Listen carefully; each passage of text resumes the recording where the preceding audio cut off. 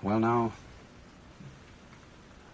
it's pretty obvious, I think, that when we talk about life having or not having a meaning, we're not using quite the ordinary sense of the word meaning as the attribute of a sign.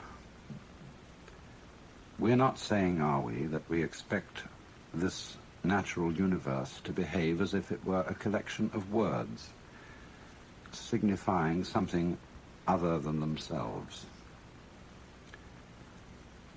It isn't a point of view which would reduce our lives and the world merely to the status of signs. And it's obviously in some different sense than that that Goethe wrote his famous lines at the end of Faust. Alles Vergänglicher ist nur ein Gleichnis. Forgive my pronunciation of German.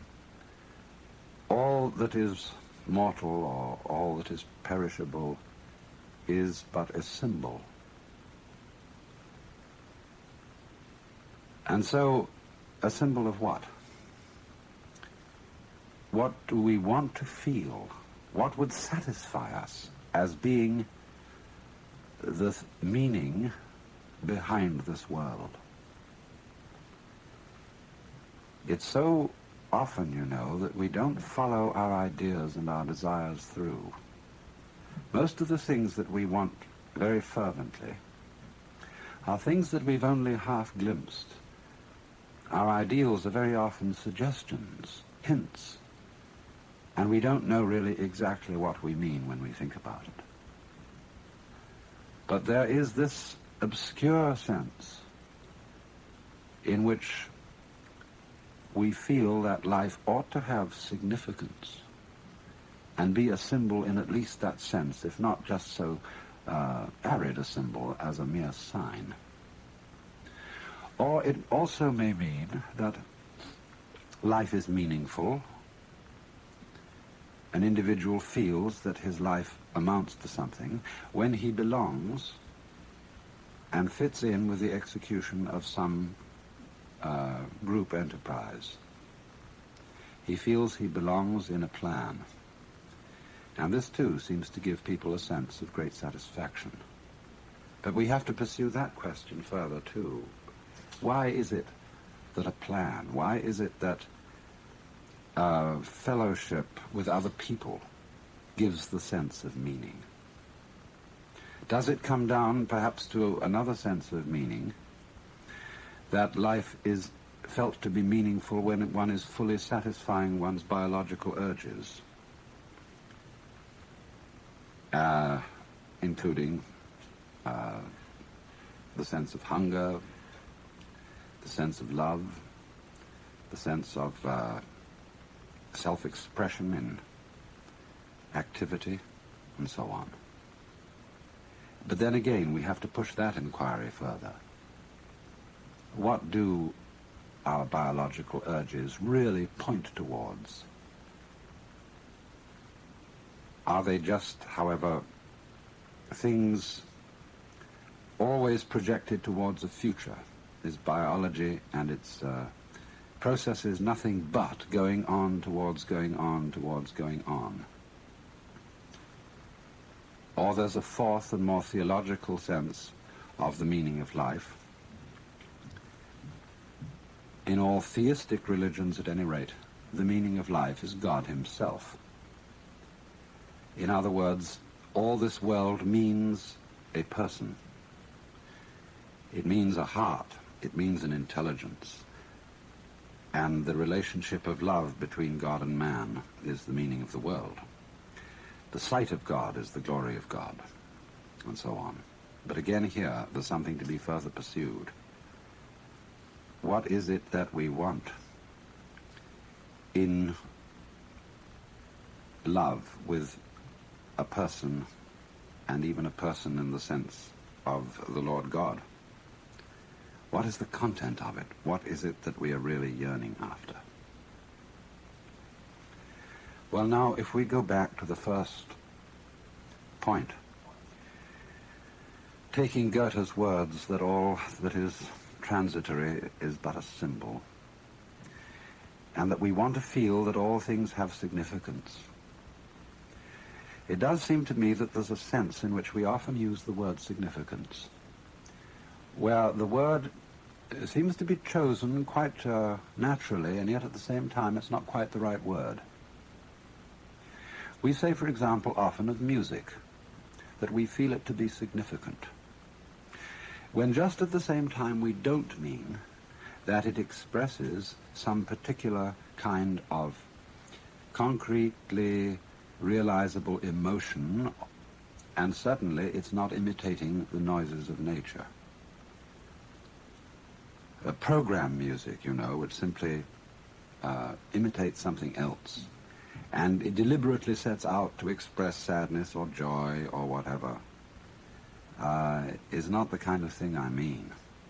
So often when one listens to the beautiful arabesque character of the Baroque composers, Bach or Vivaldi,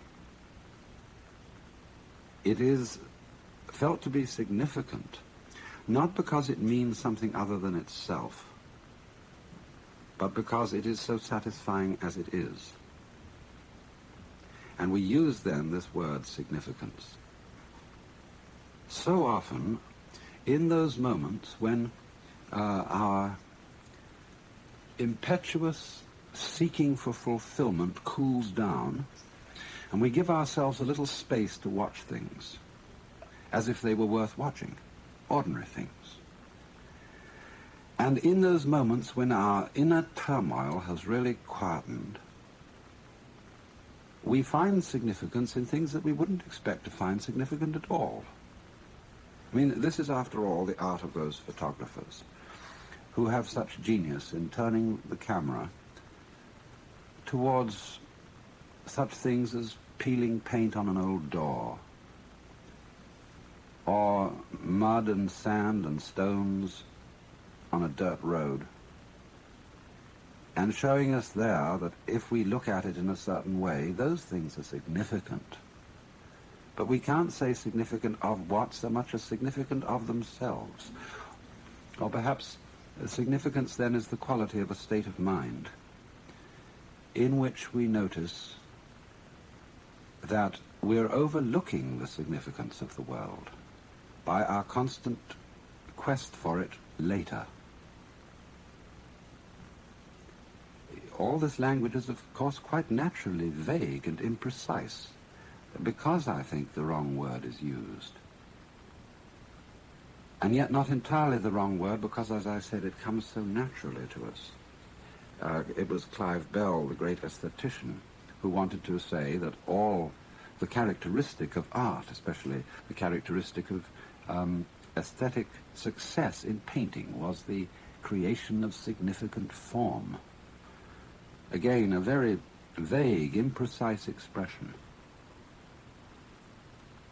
But it certainly is an attribute, not only of those moments in which we are tranquil inside, but also of moments of deep spiritual experience, of what would be called moksha, or release in Hinduism, or satori in Zen. That in those moments, the significance of the world seems to be the world, seems to be what is going on now. And we don't look any further. The scheme of things seems to justify itself at every moment of its unfoldment.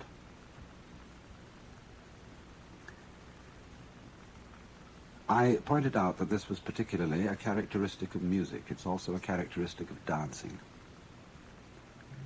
And in the sensation of belonging with one's fellow men, in the carrying out of some significant pattern of life, which I mentioned as a second sense of the world being meaningful. Again, the character of this feeling is, again, something that is fulfilled in itself. To dance is not to be going anywhere. When we dance in the ballroom, We don't have a destination, we're just going round the room. And it's in doing this, it's in executing the pattern, in singing the music with other people, that even though this doesn't point to anything outside itself, we again get the sense of meaning. And this is also obviously the case so often in the satisfaction of the biological urges. Does one live to eat or eat to live? I'm not at all sure about this. I'm sure I very often live to eat, because sitting around a table with people, I don't like eating alone, and enjoying food is absolutely delightful. And we're not thinking when we do this, at least certainly I'm not, that we have to eat because it's good for us, and that we've got to throw something down the hatch, as Henry Miller said, and swallow a dozen vitamins, just because our system needs nourishment.